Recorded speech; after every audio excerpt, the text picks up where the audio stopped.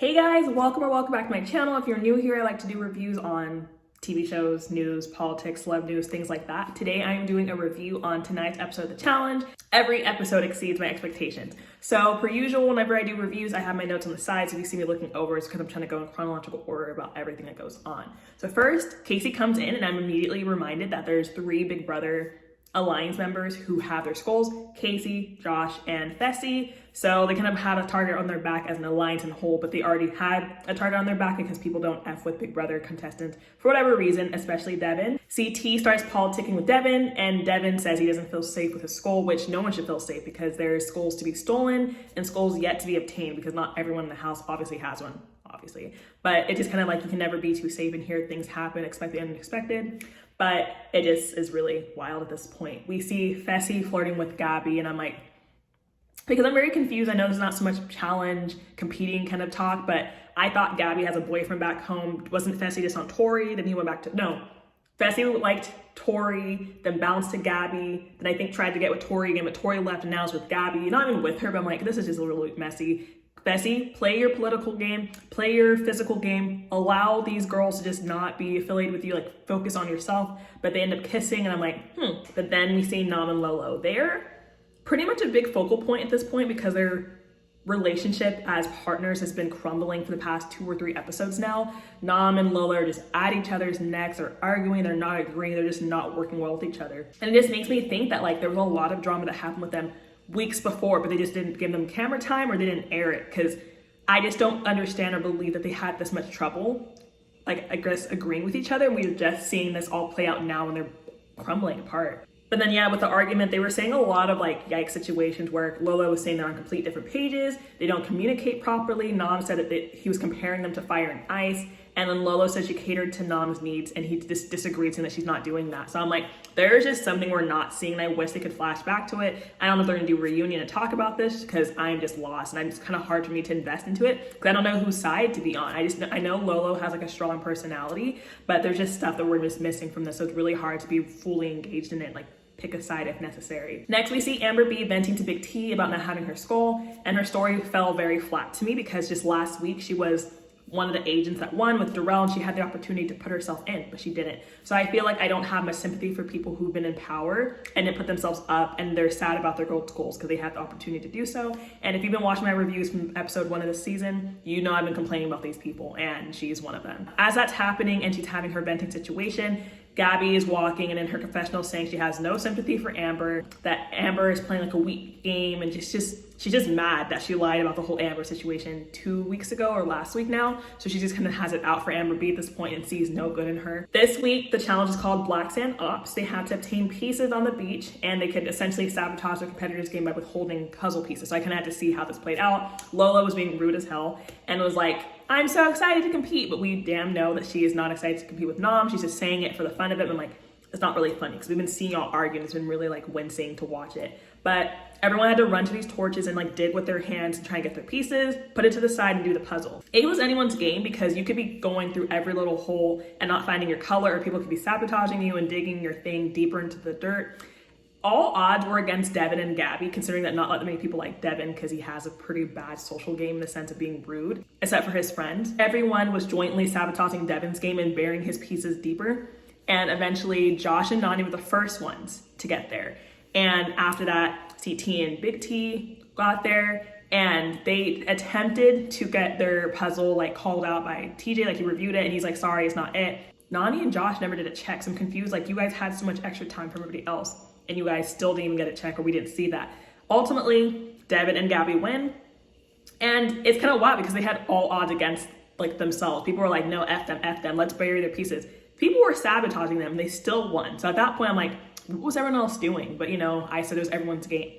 But I said it could be anyone's game at this point, but yeah, they end up winning, which is kind of interesting because Devin has a skull and Gabby doesn't. So this is the point where they should put themselves in for Gabby's benefit. So in Nam's confessional, he's saying how he hurt his lower back, but we didn't really see more into it later. So I'm kind of curious if that's going to be played out in the next episode or what happens. Cause like he went from saying his back was hurting, but continued to push through it. And I can only imagine his back pain's really bad. When they get back to the house, Devin is talking to CT and Nam saying he'll put down CT if he wants it. And if not, he'll put it down to Nam. And essentially he said that everyone's his puppet this week because he's in power. He didn't say it verbatim, but he's kind of like, yeah, everyone's going to play up to me. Everyone's going to be asking me, I guess, for power. Just when he gets a little bit of power, homeboy gets a little cocky, and it's very evident in this episode. Fessy, to me, was a little bit too confident. It was like, it's a girl's week. But like, how do you know? Because Casey just got her school last week. So it was like, you just never know in this season, because it's been like guy, sometimes girl, guy. So it's like, I feel like you just never know. So you could almost have to put yourself up each week, which is kind of scary. But I just feel like everyone should never be too comfortable. Gabby tells Kyle that she wants to seize the opportunity to get her skull. And she also tells Devin, and this just like, it's not sticking to Devin. It's kind of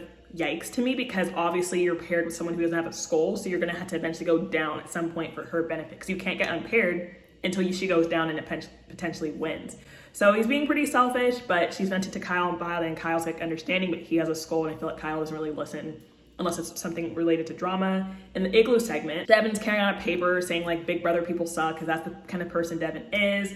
Corey's telling Amber that she should vote herself up and like be like a big woman and be like, hey, like I want to go down. It's gonna like make her look stronger or more like independent, because she's kind of been whittling down about all of that.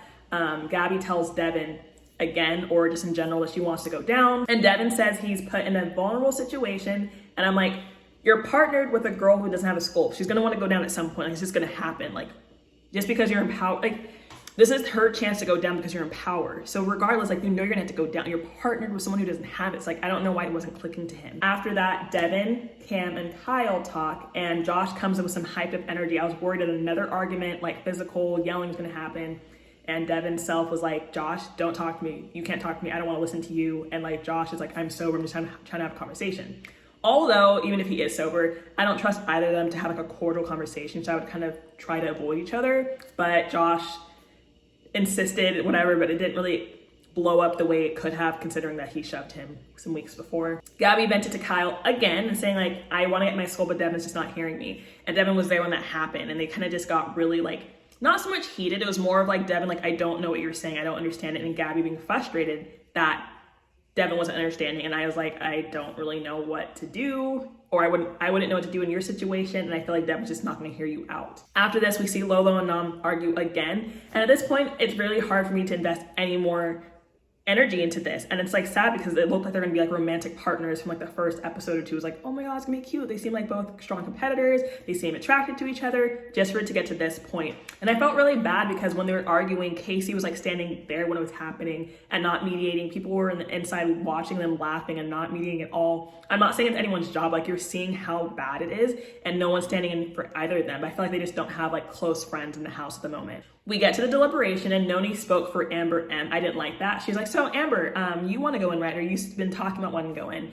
And Corey and her basically say they want to go in. She says it herself too. And everyone's like not convinced, because Amber the entirety of the season's been saying no. Now all of a sudden when she's with Corey, she's saying yes, but obviously it's because Corey wants to go down, and like she kind of has to feed that into that as well. So either of them could get a school, because none of them have it. After this, it gets more cringeworthy.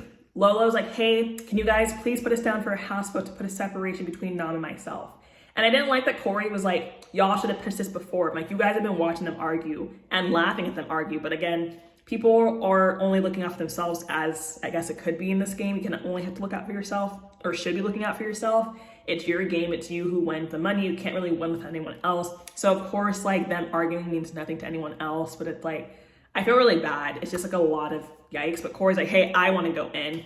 This person's like, I want to go in too. But I don't know. I guess kind of interesting to see how this played out after, because ultimately Amber, Em, and Corey were the nominated agents, and Devin was pissed. Obviously, he probably wanted two Big Brother alliances against each other for the potential that one of them goes home, because he hates the alliance in general. And then he started throwing around names. He's like, let's put in Cam. Let's put in Big T. Amber. I was like, what are these names you're throwing out? Your girl just told you that she wants to go in. So why are you throwing out all these other girl names when your girl partner wants to go in? Like, what are you not listening to? He was getting me really mad this episode. Like, why are you doing these dramatic? Why are you creating chaos for what?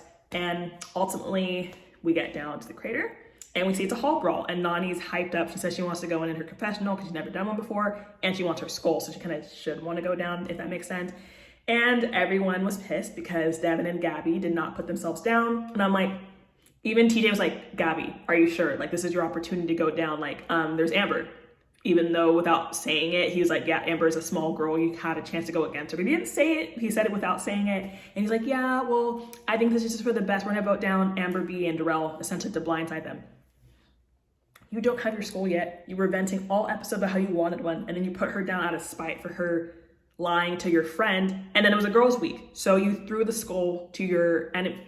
Okay, got it. So you're not looking out for your own game. That's kind of what I gathered from it. With it being a hall brawl and a girls' week, it's Amber versus Amber, and it was anyone's game because we haven't really seen their potential as individual competitors at all because it's their first season on the challenge.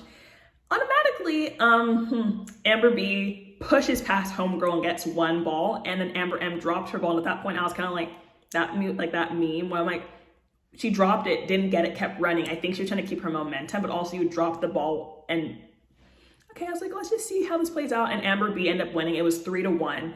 And Gabby was pissed. She's like, wow, I sent my friend home, essentially. I put my enemy up who got a skull, and I didn't get a skull. Gabby, no one feels bad for you. That's how I felt about Amber B in the beginning too, but now she got one because you put her in out of spite. But now, Gabby, you look like a fool. Because TJ essentially told you it was going to be a girls' week. I feel like every other week people didn't really know. She knew, and she was in power, so she had the opportunity to put herself.